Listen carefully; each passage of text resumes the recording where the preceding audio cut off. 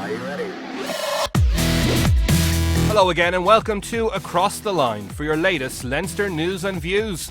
With a massive game at the Aviva only days away, we have a bumper show for you. Mike McCarthy, or Big Daddy as he's known in the gym, looks ahead to the weekend and looks back over 300 career caps. There was sadness at the sudden retirement of Kevin McLaughlin earlier this season.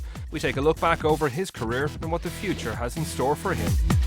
All this and our usual mix of exclusive content, milestones and previews here on Across the Laighin. Mike McCarthy wins his 300th senior club cap this weekend as he prepares to lead the squad out in the Aviva against Toulon for the second of the back-to-back clashes. Mike McCarthy, 300 senior club appearances on Saturday in the Aviva. Can you quite believe that it's got to this point? It seems quite a lot of games. I didn't actually know until you told me last week before we were about to play Glasgow. So I think I was sitting next to Josh and we were kind of having a laugh that I'm quite far into my journey and he's just starting. So yeah, it seems quite a lot of games anyway.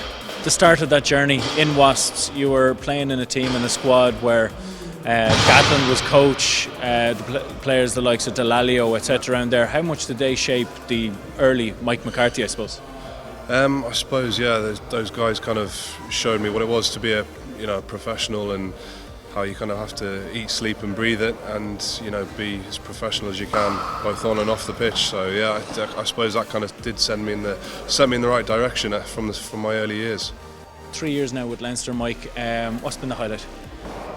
Probably the highlight would be the first year winning the league in the first year. That was a great day, beating Glasgow at the RDS in front of our home fans. So yeah, that was an enjoyable experience.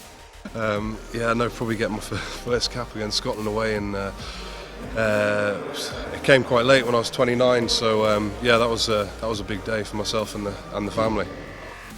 Obviously last weekend against Toulon didn't go great, but the onus is now on the squad to kind of build and put in a performance in front of 42,000 people in the Aviva on Saturday.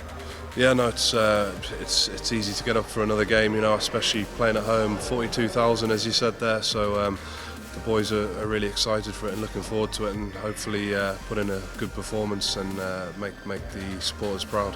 They're obviously very, very good side, very big side. I think we struggled a bit at the breakdown, so that's something we've worked hard on this week during training.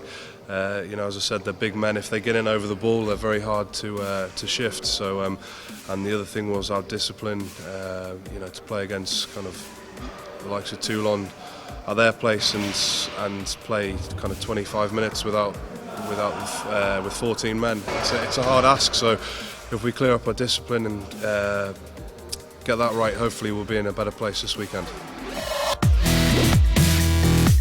Leinster first played European rugby 20 years ago this month, and the team, led by captain Chris Pym, will be celebrated at half-time in the Aviva this Saturday. A number of the Leinster women's squad helped Old Belvo secure silverware and a 3 in a row in the AIL finals in Donnybrook. Rhys Ruddock becomes the latest Leinster centurion when he runs out against Toulon. The Leinster A team are 3 from 3 in Pool 1 of the British and Irish Cup at the halfway point, with a trip to Ealing to come this weekend. Leinster's Tom Daly and Lucy Mulhall captain the Ireland Sevens teams in the Dubai Sevens. This weekend also sees Kevin McLaughlin being celebrated at the Aviva.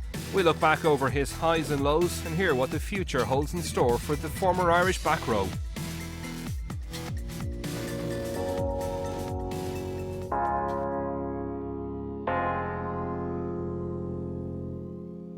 How are things have been since obviously the retirement a couple of months ago?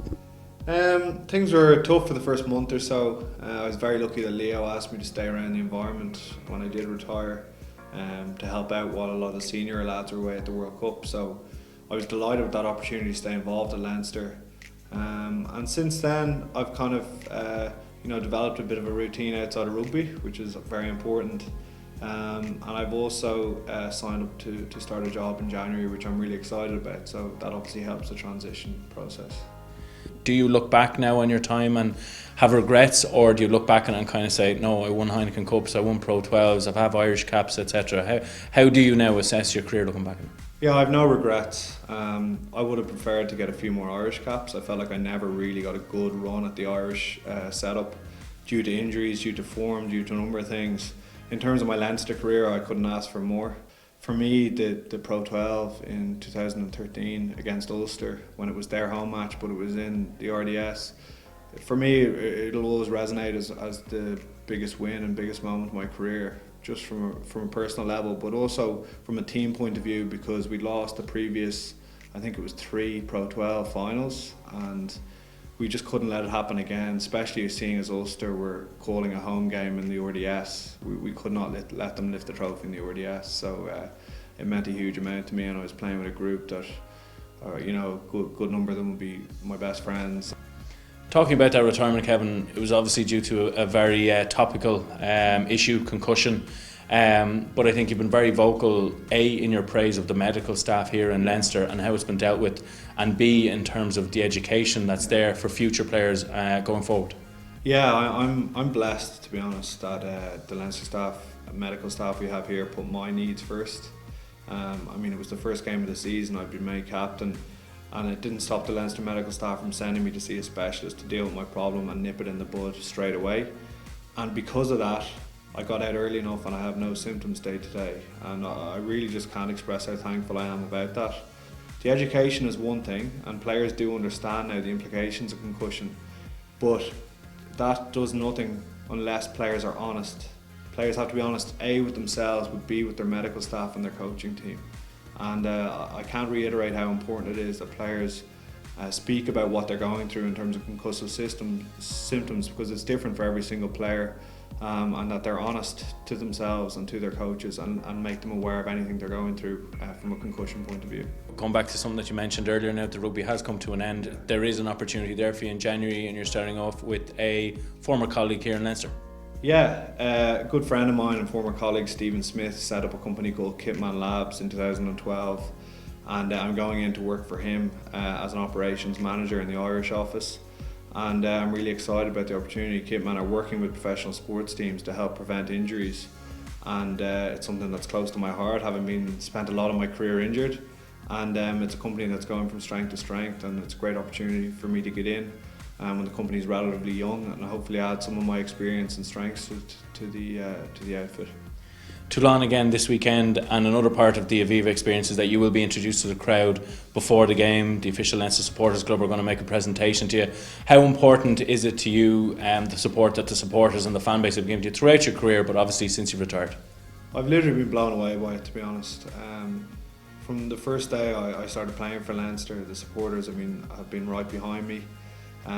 Through good days, through bad days when I played bad, they've always clapped me coming off the pitch no matter what, and I really thank them for that. And I was literally, when I retired, the outpouring of support from supporters and from my friends and family made the whole process a lot easier for me, and I'll forever be thankful for that.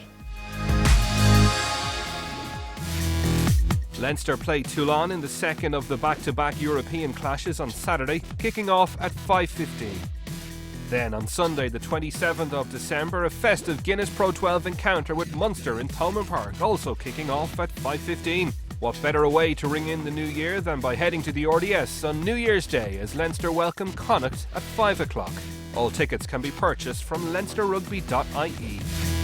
For more great Leinster TV content, subscribe to our YouTube channel. Also be sure to follow us on Twitter and like us on Facebook.